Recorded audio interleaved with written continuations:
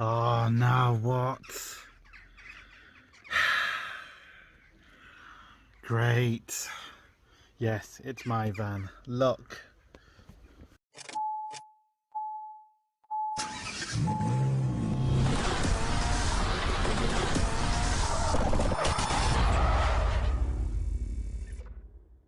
Hello and welcome to what was my van.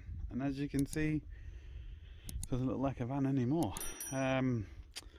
Yeah, just as I thought. Power steering pump, back of the power steering pump went. You can see the little circlip kind of sticking out there. And you look down, can you see it there? There you go, look.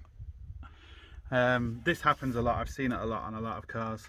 Normally it happens though when you have the power steering on for too long. You know, you're turning it for a long time and they can kind of pop out, but that wasn't the case.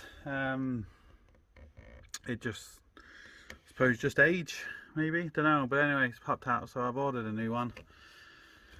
Just a lot easier to get to it when I take the whole front of the van out. I also want to, I've been diagnosing my power steering, my air conditioning, and there's no feed wire going to it, but obviously that's not, and it's leaking, but I'm not really worried about that now. I don't know where it's leaking, but I know it's leaking because there's no pressure in it. But we've also got two problems. We've got a leaky problem and there's no power going to the pump. Once I energize the pump, it works. I've also got a little oil leak, but again, just cannot see anything at the minute because obviously everything's in the way. So what I'm going to do is I'm going to clean all this, jet wash all this down so the dog can see the rabbit, and then hopefully I can figure out where my oil leak's coming from and fix that at the same time. Right, don't know if I can get in here, but it looks like, there we go, it doesn't actually appear to be the leaking from the engine to the housing. It appears to be the housing, and also I don't know when I was jet washing it if I've blown off this pipe or this connection here, look, but I can fix that. But that was all clean and dry. I've left it running and it's all wet now with oil. I think it's the actual housing itself. It doesn't appear to be coming from the housing and the engine, if that makes sense. It's the actual housing. Anyway, cannot get one quickly, so I'm going to have to leave it for another day, which is frustrating. Right, what I'm going to do now is take off the fan belt. It's a 15mm. Well, hold on, I say it's a 15mm. I'm guessing it's a 15mm. I just looked at the bolt and it looks like 15mm. Am I right? Get on. Yeah, I'm right. Now what you want to do is just either take a drawing of this, take a picture, just so you know you get it on the right way. It is fairly obvious, but it can be, you know, a little bit awkward. So just take a picture or a drawing and get this off, and then we're going to take off the power steering pump. Right, when you got the fan belt off, what I should have really done first is I should have cracked these bolts first, but it's not really the end of the world. It's always good to check all your pulleys. Now, check your alternator. Make sure the clutch is working, and I'm actually pushing that back and I can feel the clutch is sliding, so that's okay. But I have found a problem with my fan belt tensioner. You can hear that. So yeah, fan belt tensioner, it's not gone, but I might as well replace it now because it's just going to save me a lot less hassle if I do it now than in the future. So I'm going to have to order another one of them. Price just keeps going up and up. Right, we're now going to take the high pressure line off. 10mm bolt there just to release it from, there's a little bracket, and now we've got a 17, well I'm guessing it's a 17, yep, 17, to undo that. Now that's the problem, look at that, the whole thing is spinning. If I kept spinning that now, I'm gonna twist that, and damn, it's seized. Shit, we're in trouble now. Oh, it's never straightforward, is it? Right, I'm gonna just have to try and clean that up. Spray some maybe carb cleaner or something along them lines down it, and try, I might even put a slight bit of heat on it, but just try and crack that. Oh. It looks like we're going to be in trouble with that. I've heated it up and I've sprayed some carb clean down there. I'm just going to leave it to set because you have to be careful. I wouldn't really be doing it if I was like you'd have to be very careful heating it up if you wasn't keeping the pump. But what I'm going to do is I'm going to try and take off the pump and maybe spin that off the pump separately. That's what I'm going to try. And then yeah, we'll see if we can do something after it's off. But I got to get this off now. Looks like a few 8mm, and then we can get to the rest of the bolts. The low pressure side is going to be easy. It's just a clip. That's going to be no problem at all. I'm hoping this is going to work because I really don't want to go off and buy a new pipe. It's going to be ridiculously expensive. There's just 3 10mm bolts now. 1, 2. You can't quite see, but believe me, there's another one down there too. And then what I'm hoping is I can pull that forward and spin the pump off that. I'm still going to try and free it up, but if I can't, then I can spin the new pump back on and just give it a tweak. That's what I'm hoping, but we will see. It's there soaking anyway, so I can't get the new pump. Well, I started this yesterday, and then I had to wait 2 days to get the pump, so the pump is coming tomorrow. So if I just keep that soaking, maybe it might do something. I doubt it, but you just don't know. We can hope, can't we? What I did also do is I put that bolt back in to hold this, so I could just kind of try and twist that. I've got all the bolts out now. I've got to undo that, and hopefully I can do what I said. Fingers crossed.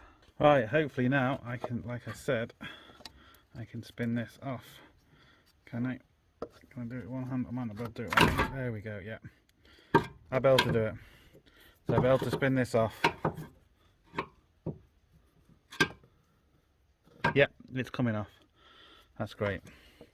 So at least now I can get this off, and then I can worry about that later. Let me spin this off. I'll show you. Once I get it off, it's just easier with 2 hands, and then we'll see what we can do about the connection. I'm fighting the noises inside my head. The mechanic part of me is saying, no, just leave it. You know you're not going to do anything. You're just going to break it. But then my stubbornness is like, no, go on, go for it. I'm just going to leave it because I'm just not getting anywhere. I know it's just going to break and cause me more problems. There is the old pump on the floor. And what happens, I've seen this a lot. Over time, this little circlip, the edge just basically comes off. You see the pressure and everything. And once it comes off because there's no lip in there now anymore. It's just destroyed. So I've seen it on a good few of them. Just replace it. I'm gonna get a new fan belt, because the fan belt, again, when you look at it closely, it's all cracked. So a new fan belt, new tensioner, new power steering pump or second-hand power steering pump, and then put it all back together, give it all a good clean again. And I've ordered one of them oil cooler housing, but again, I can't do anything with it yet. It's going to be another week or so before it gets here, so I'm just going to have to put the van back together and do that at a later stage. It's frustrating, but I need the van for work, so it is what it is.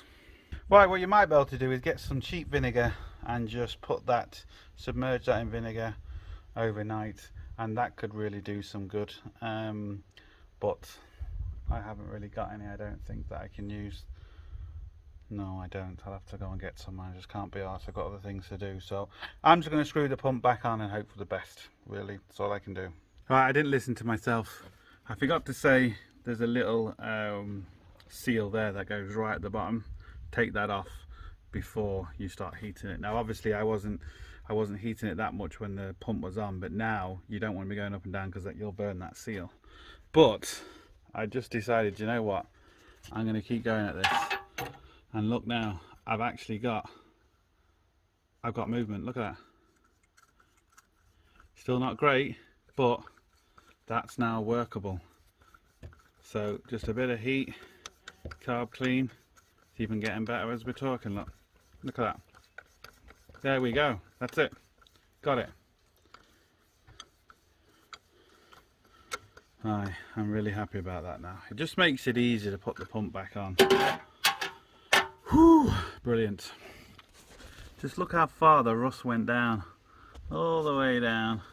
But now, this is as free as you like. Absolutely perfect. I'm going to put some grease on there now. Some lithium grease or white grease, something along them lines. Just to kind of stop it. Now, It's not going to be perfect, but it's going to stop it for the next few days. Well, even only it's only one day, but it's going to be good enough for me for what I need over the next few days. Let's put it that way. Right, there we go. There's the second-hand one, there's the old one. I just took it with me to make sure it's the same one. Absolutely chucking it down here, so I'm just going to quickly put this in and see if it works, and then go from there. You see now I took the other one out, it's the same principle, and then yeah, we'll see what happens. It's just utter fucking ridiculous. 3 weeks of blistering sunshine. Last couple of days have been perfect, not too hot. And as soon as I really need the weather to be nice, just look what it's doing. Absolutely soaked. Right, there's my old tensioner. Here's my brand new, shiny new one. I'm going to stick that in as well. New fan belt, put the pulley back on there. And then we can test everything before we put the van back together. Right, that's all on. That's all I got to do now. I'll hold the phone there. Will it stay there? It might do. Pull the old pin out for the tensioner. There we go. That's all nice and tensioned now. Support the bottle, pour some fluid in, bleed the system, and see if it no more leaks. The lid actually isn't on, as you can see. It's just kind of rested there. Now, I used to believe in Darwinism and natural selection until I'm looking at more comments on YouTube, and I just realised how many more ones there are out there. I don't think it's working. Anyway, maybe nature needs to step it up a bit. What we're going to do now is going to bleed it. So we're just going to start it and turn the steering wheel from left to right till all the air comes out of it, till it stops making noise. Top that up, and then hopefully that pipe isn't leaking, or there's no more leaks, or you know, just hopefully it works.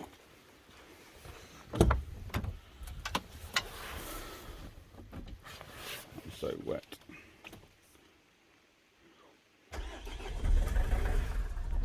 Oh, of course. I've got to put the intercooler on. Right, let's try this again. Here we go.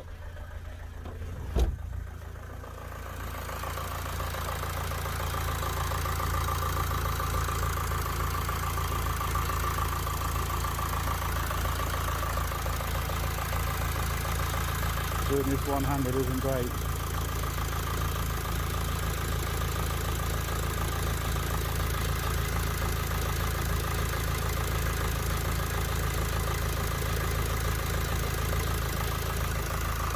Right, just let me sort this out. I've done it on other videos, but it's just turning left to right because this is all awkward one-handed. So there we go. I'm just gonna, once I build all the front up to put this bottle, I can double check it, but it's 95% right. This was the one off the old pump. As you can see, it was seized as well. Not that it made a difference because we unseized our one. But yeah, just as well something like that happened, because to be honest, I needed a fan belt. I needed a fan belt tensioner, so look, it is what it is. Sun's now coming out. So I'll just make sure there's no leaks and then I'll continue. Right, I'm doing the heater plugs, and I remember doing a video before and it's making this noise. You ready? See if I can do it one-handed. And people say, oh, you should use WD-40, you should do this. WD-40 is not going to remove the carbon. It might stop the noise, but that's about it. It's not going to do any good. WD-40 isn't a lubricant. It's not even a penetrating oil. It disperses water. It was originally designed for NASA, for the rockets. That's why when you see the rockets shoot off, you see that kind of looks like a cloud coming down from it. That's all the water on the WD-40 just coming off. That's what it was originally designed for. Really don't have any use for it on engines, to be honest. There's other better oils out there. So when people say, oh, we should use WD-40, you don't know what you're talking about, people. Seriously, just do your research before you make stupid comments. Anyway, I'm going to do all these 4 heater plugs because it's obviously off now. It's going to be a hell of a lot easier than to do it when all the front's back on. Having a problem putting these heater plugs in, really good tip. Get your old one, cut 2 slots in it with an angle grinder, and just look at the crap that it's building up inside that slot. And that's allowing me to take all the crap out of the threads to put the brand new heater plug, which is just there, the brand new heater plug in without causing any damage. Right, kind of beginning to look more like a van now. Just a bit more bodywork to put on: headlights, bumpers, grills, a few panels. That's really it. Not much longer to go now, but it's done. So isn't it amazing how one job just turns into another? I initially had the power steering pump, then fan belt, then tensioner. I decided to do the heater plugs. 2 no problem. 2 I've just got too much work to do, so 2 are going to be a little bit more awkward. I'm going to leave that until I get the new housing, because I'm going to have to strip all this again when I get the new oil cooler housing, so it's not really a big deal. The heater plugs are fine, it was just more of a maintenance thing than anything else. Levels all fine, everything is good, it's doing what it's supposed to do. So it just is amazing how things, you know, go from one to another. You just think you've got one issue and then you find other problems. Like I said, maybe just as well it happened because I wouldn't have checked the fan belt and the tensioner would have come off, and then I would have been, you know, in all kinds of trouble as well. So in some ways, maybe blessing in disguise, see the silver lining and all that. So as always, hope it helps. Please like, share, comment and subscribe. Don't forget, links up here, links down below, but most importantly, don't forget, get your hands dirty. See you for the next one. Sorted.